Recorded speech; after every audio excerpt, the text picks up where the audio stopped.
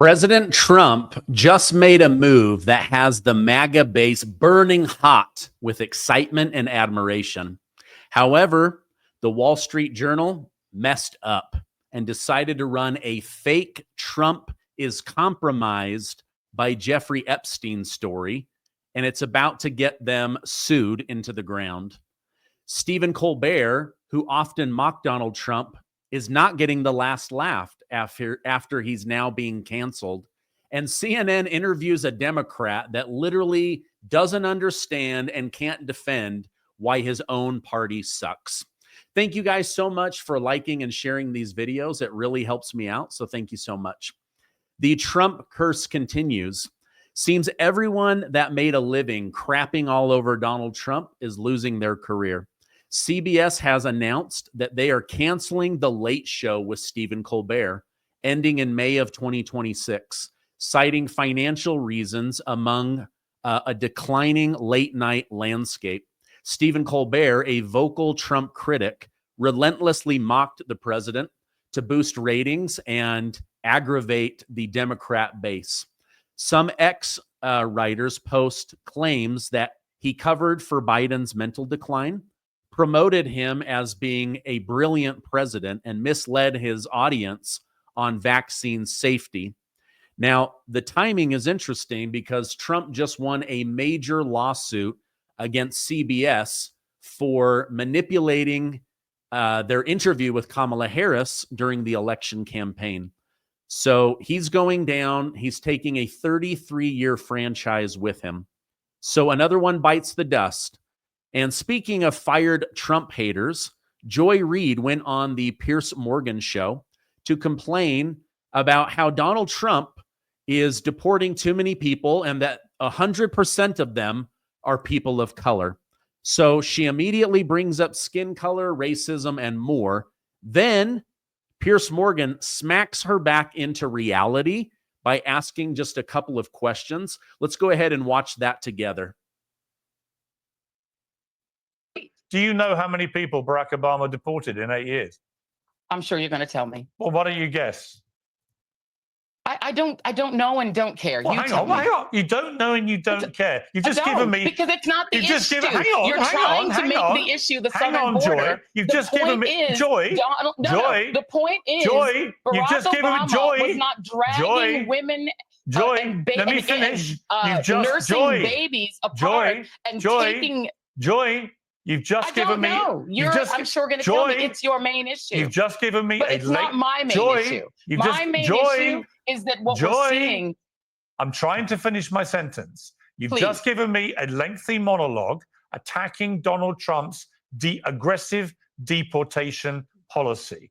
And I've simply said to you, there was a Democrat, a black Democrat president of the United States for 8 years. I'm simply asking, given that you're obviously all over every detail of the Trump deportation policy, and given you were on the airwaves in America on a daily basis through Obama's tenure, how many people did he deport in 8 years? I do not know. You'll tell me, I'm sure. Have a guess. But it's probably more than 1 million people. I'm quite certain. Have a because guess. I think each 2 million. It was 3 million. Okay. And your point being what? My point being, are you as shocked by that as you are claiming to be by Trump? It is not deportations Many of them were brown. That are shocking. Wait a minute. Can I answer your question? The majority were brown. So, wow. She goes on a rampage, and then he's like, okay, listen, you keep crapping all over Donald Trump and saying this is all about racism and race and skin color. Yet America had a black president that deported millions and millions more than Donald Trump in his first term or even in his second term. Some people are frustrated he hasn't deported more, but she makes everything into race and racism. Now, President Trump, this is huge. He's now demanding the release of all pertinent grand jury testimony related to Jeffrey Epstein, saying that this is a scam orchestrated by the Democrat Party. So he now is saying, listen, if my base wants this information, I'm going to get it to him. He said, based on the ridiculous amount of publicity given to Jeffrey Epstein, I have asked Attorney General Pam Bondi to produce any and all pertinent grand jury testimony subject to court approval. This scam perpetuated by the Democrats should end right now. So he's not having it anymore. He is saying, listen, we are going to get to the bottom of this, and then we are going to move on from this because it's absolutely ridiculous. Now, Pam Bondi replied, President Trump, we are ready to move the court tomorrow to unseal the grand jury transcripts. So Trump doesn't want to do this because he's worried that if somebody is falsely accused, that this could completely ruin their life, their business, their reputation. They don't get their day in court. They only get their day in the public media court. He's also worried about the victim, but he's saying, listen, I'm getting so many demands for this. Release it, unseal it, get this information out, and let's be done with this. Let's quit talking about this psycho pervert. So many people are very happy. Now, the person who is not happy is President Trump, and I'll tell you why. The Wall Street Journal decided to run a fake story against Donald Trump, linking him to being controlled by Jeffrey Epstein. Here he says the Wall Street Journal printed a fake letter supposedly to Epstein. These are not my words, not the way I talk. Also, I don't draw pictures. I told Rupert Murdoch it was a scam, that he shouldn't print this fake story, but he did. And now I'm going to sue his ass off, and that of his third-rate newspaper. Thank you for your attention to this matter. So this is what Trump was saying, is like, listen, all of these fake stories are going to come out trying to discredit people, including him. And he's like, I'm just not going to have it. I don't want this getting out there. We shouldn't keep giving publicity to this loser pervert.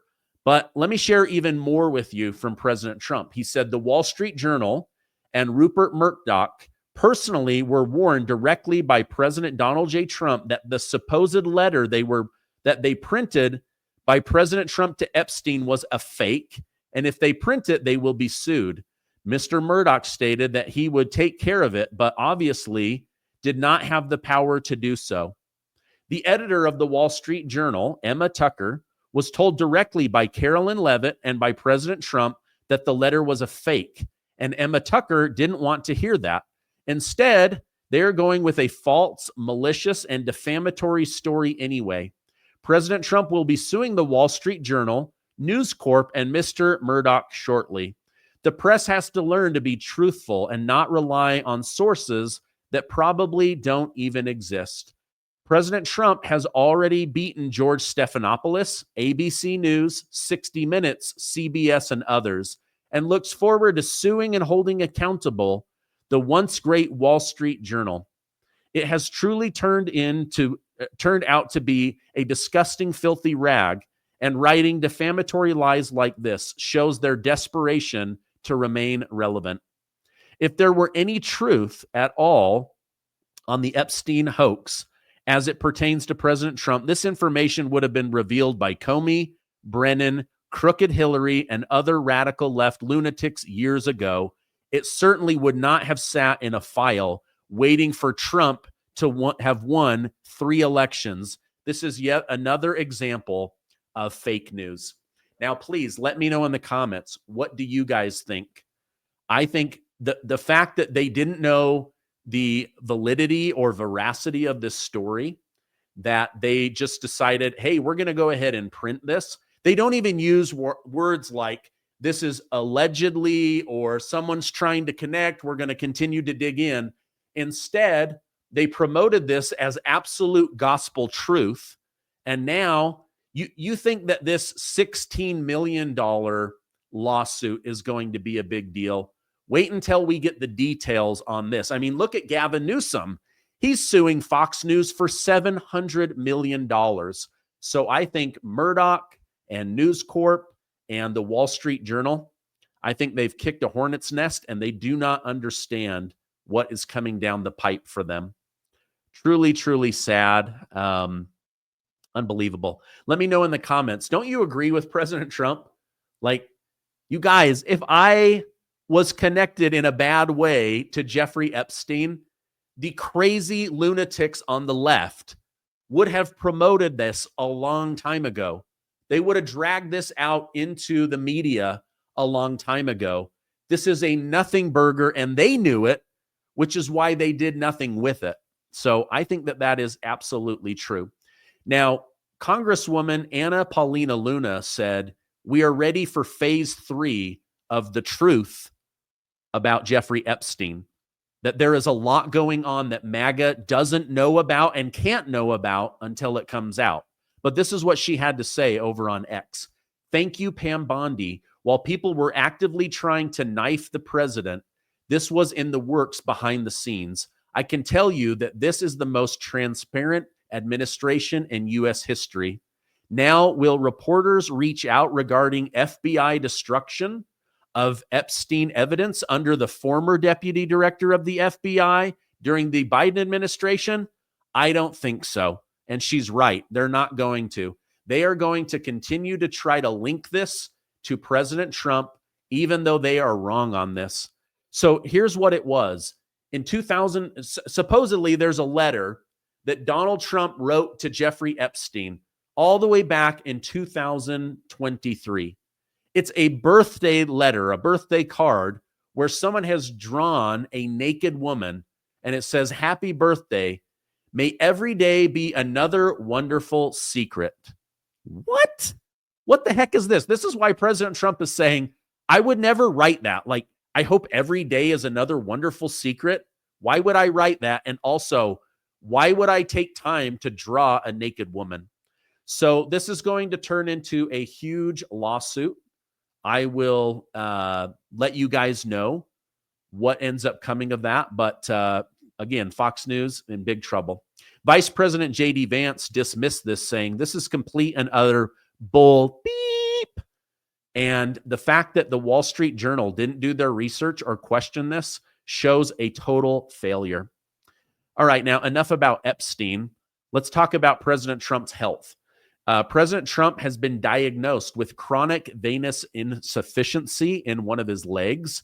This is a common disorder in people over the age of 70.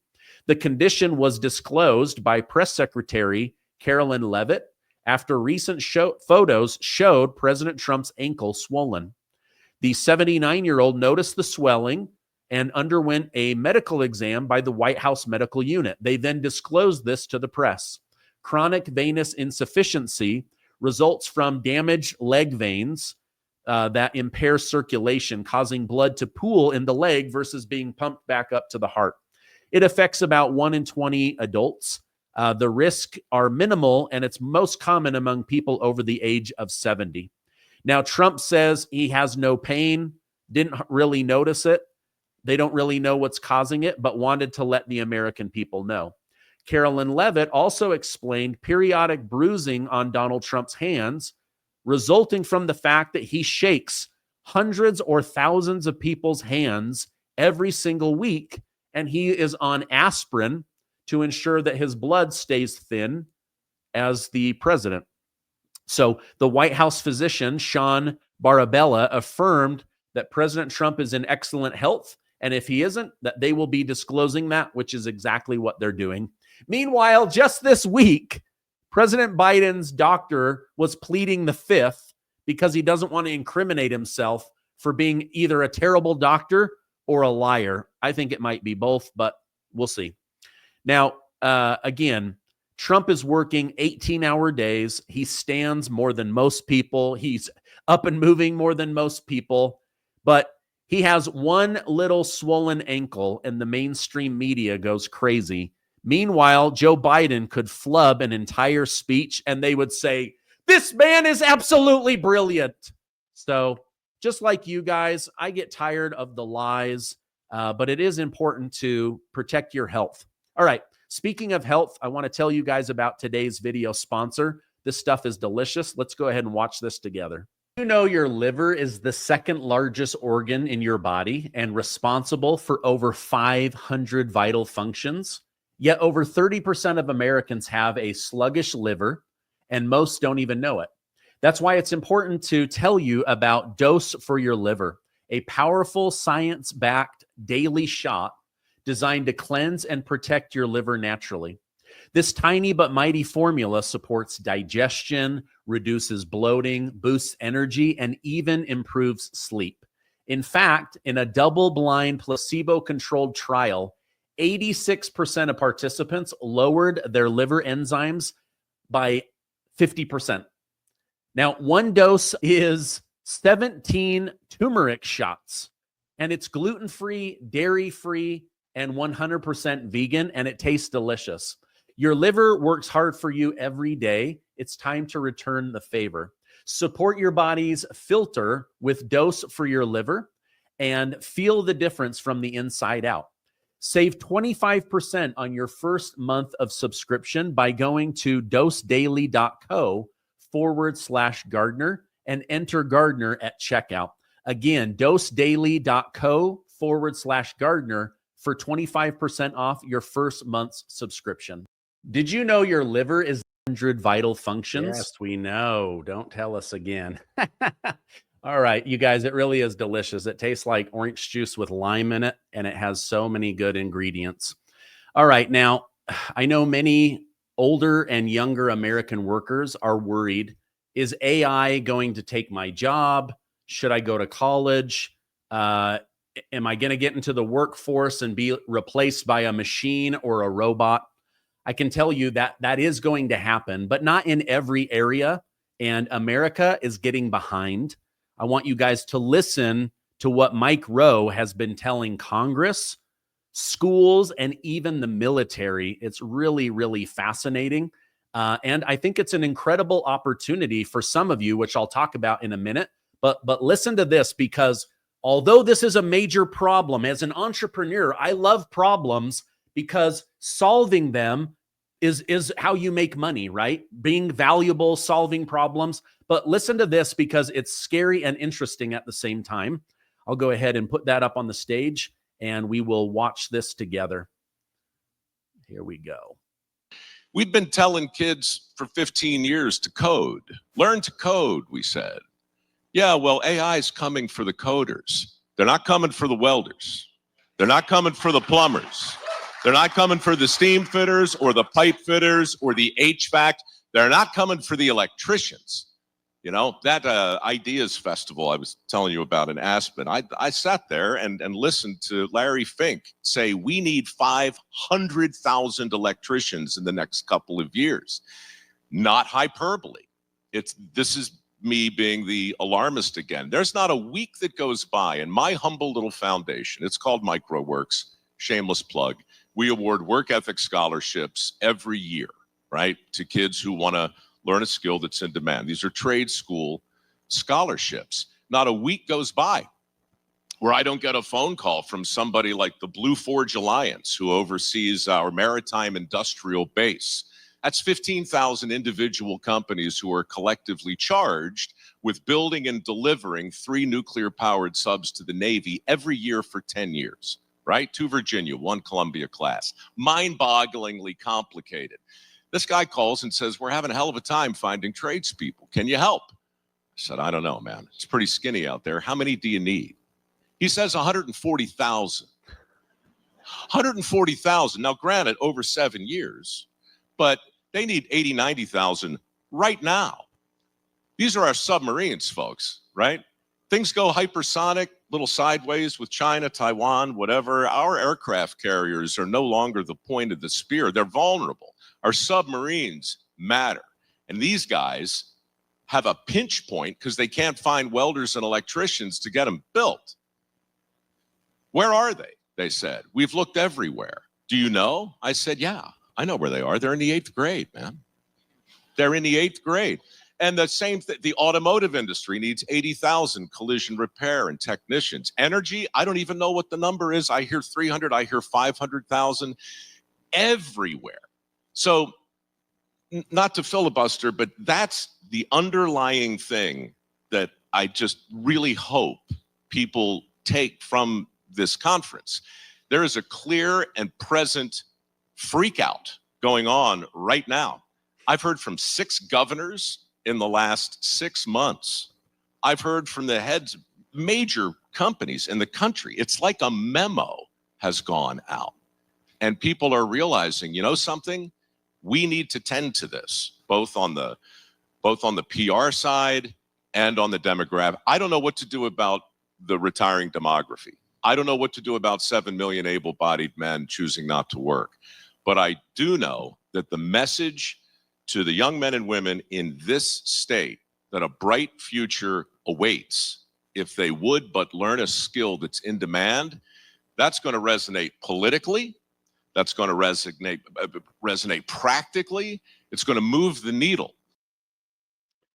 All right. I wanted to share that because there's a lot packed in there. Like, number one, President Trump is trying to rebuild the military.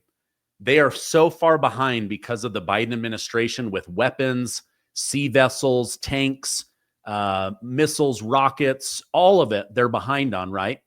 At the same time, this guy is like, listen, we need workers. We need skilled people that know how to go out. There's really good paying jobs if you will learn a skill. So I wanted to share that because, one, Trump is rebuilding the military. Two, we've got a serious problem. We can't build submarines. We can't keep our Navy and our aircraft, our Air Force up to date. And at the same time, there's an opportunity. And so I wanted to bring that to your guys' mind. There might be some of you out there that are only earning $25,000, $35,000, $55,000, $70,000. There's all of these skilled jobs that just need a little bit of training, and you can go make 75, 80, 100, 150,000. So I wanted to bring that to your attention. I don't just tell you guys the news. I want each of you to be happy and safe and successful. So anyway, I wanted to bring that to your attention because I talk to people all the time and they're saying, man, it's really hard to pay my bills. But then they're like in an office job making $45,000 and there's an opportunity. Even if you're over the age of 50, 60, go get these skills. You've got so much time ahead of you. Anyway, that's a long rant. Okay. Now, a Democrat congressman was invited to do an interview on CNN. He's asked, why is your party so unpopular? The woman interviewing him, she has been working with Harry Ent on how popular President Trump is, how he just continues to dominate. So she starts asking him questions. This guy can't answer basic questions. So let's go ahead and watch this together. In the latest CNN poll, obviously Democrats want to try to do something about this, but Democrats are seeing their lowest approval ratings in history.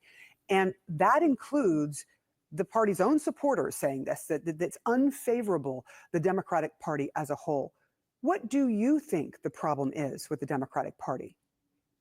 Look, I mean, you can see right now we are fighting. We are clearly fighting what they are doing by cutting people's health care, by taking away money from national security, by taking away money from emergency preparedness. And I think they know how wildly unpopular these things are.